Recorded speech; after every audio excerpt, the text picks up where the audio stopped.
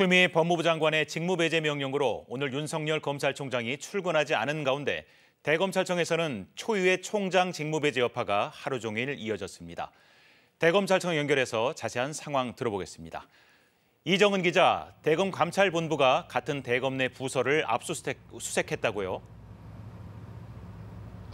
네, 대검 감찰부는 오늘 오전부터 대검 수사정보 담당관실을 압수수색했습니다.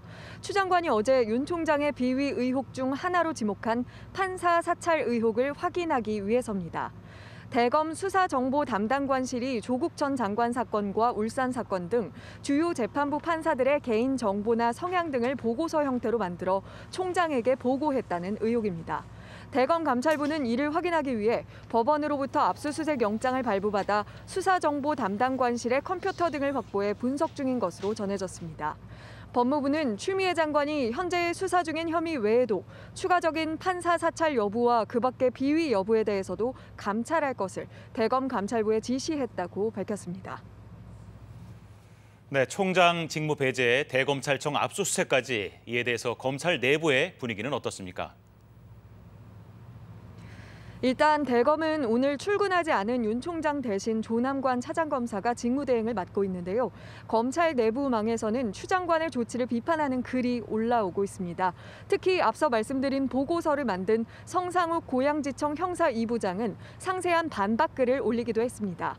성 부장검사는 당시 공소 유지를 위해 법조인 대관과 인터넷 검색 등을 토대로 자료를 만들었다고 설명했습니다.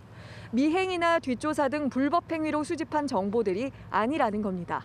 대검 소속 평검사들인 검찰연구관 30여 명은 오늘 회의를 열고 추 장관의 처분이 위법하고 부당하다는 성명을 내기도 했습니다. 부산지검 동부지청 소속 평검사들도 같은 취지의 성명을 냈습니다.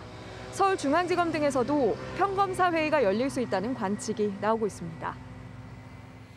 자, 그렇다면 윤 총장의 대응이나 입장도 궁금한데 오늘 추가로 전해진 것이 있습니까?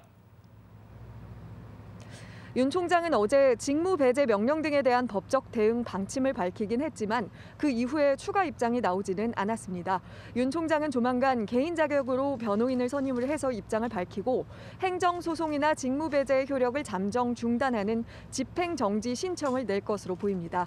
만약 법원이 집행정지 신청을 받아주면 바로 업무에 복귀하지만 기각된다면 본안 소송 결과를 봐야 합니다.